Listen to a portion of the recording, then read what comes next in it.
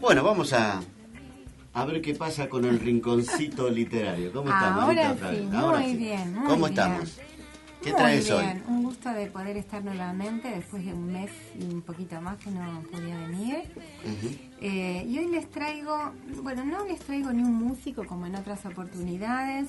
Ah, cambiaste. Ni un Cambiaste de rubro. compositor, ni un compositor, Sí. ni un poeta. Ujú.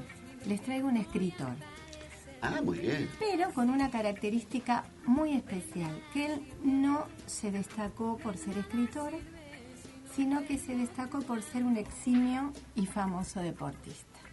Ah, qué Quizá, contraste. ¿no? Contraste, Sí, ¿no? qué contraste. Vos, Carlitos, ¿qué dirías? ¿Un futbolista? Que hay futbolistas cultos, de hecho hay Sí, ¿no? médicos, médicos Pero un doctores. escritor, Y futbolista... es complicado, es no. complicado. ¿Qué? Futbolista, no. ¿Por qué no? Basquetbolista, tampoco. ¿Tampoco? Rugbyer, tampoco. Ujú. Tenis de mesa. No. No, un deporte que no es muy conocido entre nosotros, pero no por eso menos importante. El béisbol. Un lanzador de béisbol. Realmente un conocido en su tiempo jugador. Se trata de David Francis Dravecky. Fue un profesional del béisbol. Él nació el 14 de febrero de 1956 en Ohio.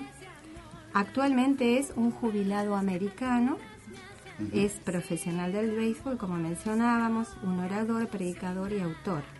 Y yo quisiera realmente leer algunos párrafos de uno de sus libros, Dos veces triunfante es el libro, para que ustedes más o menos vayan conociendo un poquito de la historia de este escritor.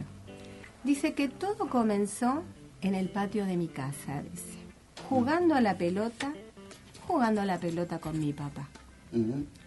A menudo jugábamos y ese espacio se había realmente convertido en una cancha de béisbol. Yo no quería que ese tiempo acabara. Dice, no me tomó mucho tiempo convertir nuestro patio en un lugar donde todos los chicos del vecindario venían a jugar. Dice que él, dice aquí, yo no quería que terminara el día. Pero, dice, fue allí que por primera vez soñé con ser un gran lanzador de las grandes ligas. No transcurrió mucho tiempo para que dejara aquel patio que me resultaba pequeño, para ir a jugar en las canchas mayores de las pequeñas ligas. Primero la liga de los pony, la de los potros, y en aquellos días yo me imaginaba ser Sandy Koufax. Este era un eximio también beisbolista. Un ejemplo. Exacto, Un para ejemplo él. a seguir. Claro, él Claro. decía que era su ídolo, ¿no? Claro. Lo que convertía aún más Ajá. a Koufax en un ídolo para mí Mira. era el hecho de que era zurdo. Ajá. Como yo, dice Dave. Y soñaba con lanzar contra los bateadores con la misma fuerza que él lo hacía. Dice, me esforcé bastante en las menores. Entonces un día recibí la llamada telefónica que había esperado durante tanto tiempo. Me iba a las ligas mayores. La primera temporada fue con el equipo de San Diego, donde lancé para los Padres. Luego, en 1987, San Francisco hizo un arreglo con los Padres y me puse el uniforme de los Gigantes. Estaba jugando en las grandes ligas y estaba recibiendo un salario de grandes ligas, muy buen salario. Tenía una esposa maravillosa y 2 niños magníficos. Estaba viviendo mi sueño, dice él, pero algo sucedió. ¿Qué sucedió? Como decía que él era zurdo, dice, era el 7º año que él jugaba en esta... Quizás ser zurdo era una ventaja a lo mejor para... Y él era, Para él se destacaba realmente por la potencia que tenía en su zurda. Dice que en el 7º año que él estaba jugando, al lanzar para los Gigantes de San Francisco, le descubren un tumor desmoide canceroso. Fue descubierto ¿dónde? en su brazo izquierdo. Oh, justamente. Justamente. Bueno, dice que los siguientes años, cuenta la historia de él, ¿no? Fue un torbellino de cirugía, de quimioterapia, de radiación, de dolor y también de depresión. Y no es para menos. No es para menos. Sí. Eso fue en el año 1988. Los médicos le aseguraron que no iba a lanzar de nuevo. Pero el 10 de agosto de 1989 volvió a subirse al montículo, a la lomita, esa lomita que se suben para lanzar. Ajá. Sí, sí. Pero 5 días más tarde vio terminada su carrera después de romperse el brazo en un partido ante los Expos de Montreal. Qué bueno. 2 años más tarde los médicos volvieron a darle una mala noticia. Ese cáncer había vuelto. Y la única forma de salvarle la vida era amputándole su brazo izquierdo. O sea que este hombre tuvo que reencontrarse consigo mismo, lidiar con la ira, aprender a vivir usando su mano derecha. Pero bueno, a pesar de que fueron tiempos de depresión, de broncas, quizá por no entender esto que le estaba pasando desde su mejor momento, tener que pasar a su peor momento, él fue de ayuda y recordaba que había estado acá Silvina de Panet, ¿no? Ajá, cierto. Este hombre fue de ayuda para los niños con cáncer. Mira qué bien. Y cuenta en su libro que su historia sirvió de motivación para Zuka, un niño, que le habían dado 2 meses de vida luego de haberle diagnosticado un cáncer a los 10 meses de haber nacido.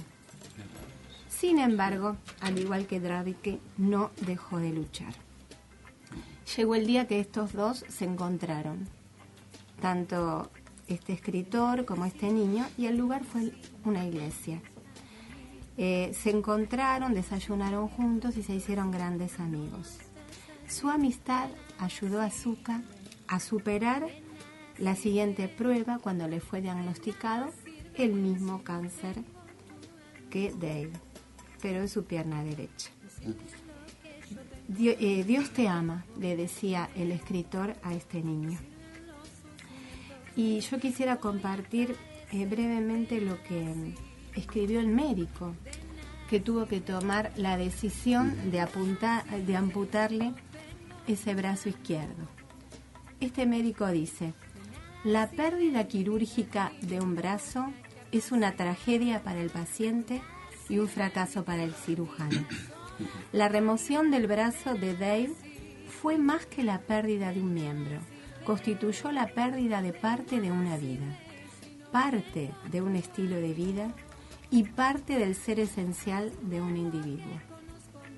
Es difícil imaginar que de un procedimiento tan mutilador pudiera resultar algo bueno. Según lo cuenta Dave, fue uno de los sucesos que han concentrado su vida y la vida de su familia en lo que tenían para ofrecer al mundo, en vez de en lo que se les había quitado. Para mí fue más complejo, dice el médico.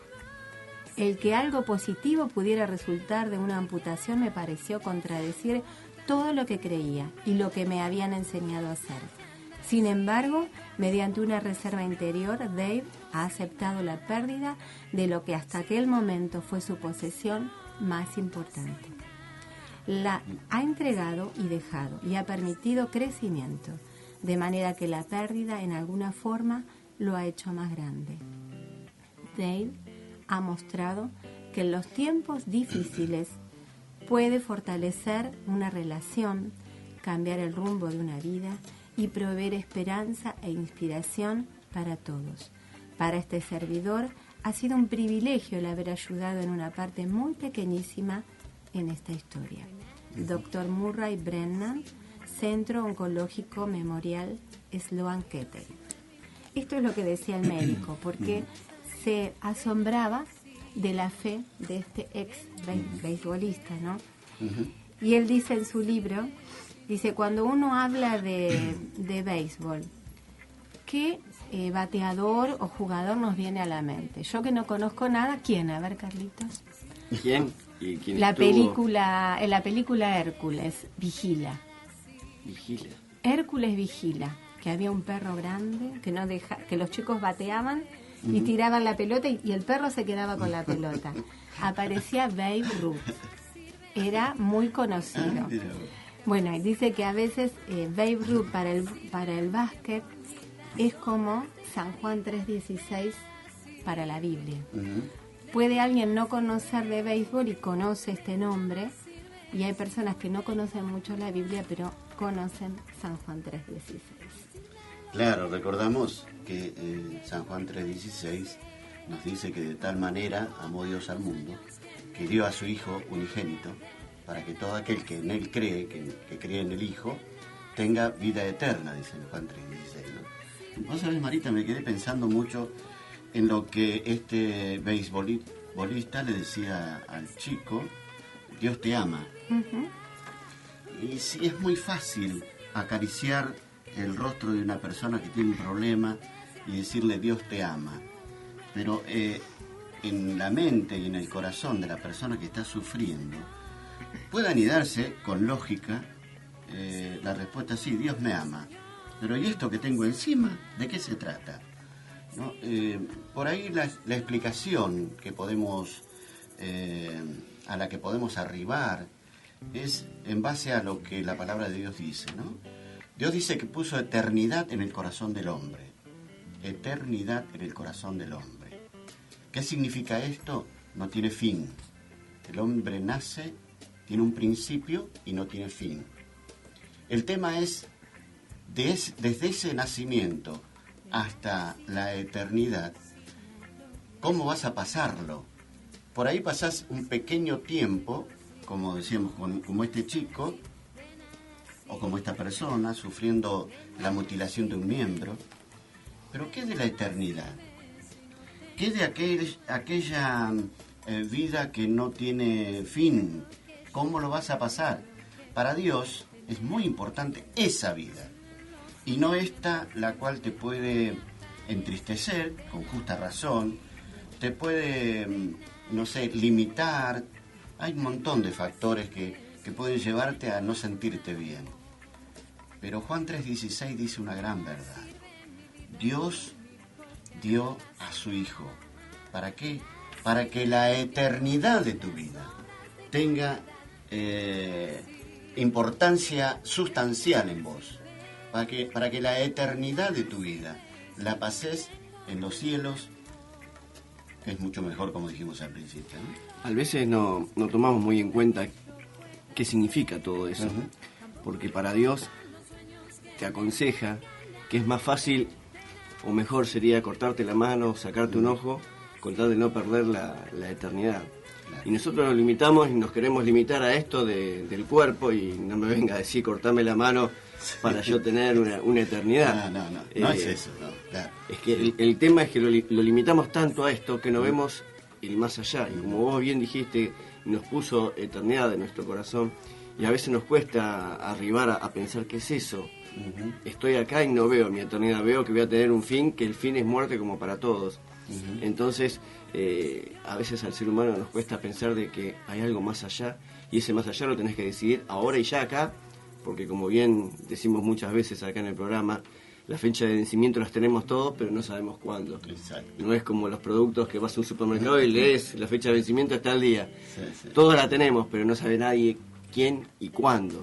Entonces, arreglar las cuentas con Dios es importante hacerlo ahora, más allá de tener un miembro menos en nuestro cuerpo. La gran diferencia con la fecha de vencimiento del producto y nosotros es que la fecha de vencimiento la tenemos para esta vida, pero a partir de ahí comienza la otra vida, que como bien dijiste, la tenemos que elegir aquí, tenemos que decidir aquí. Y Dios ha puesto esta condición, este acondicionamiento en los seres humanos.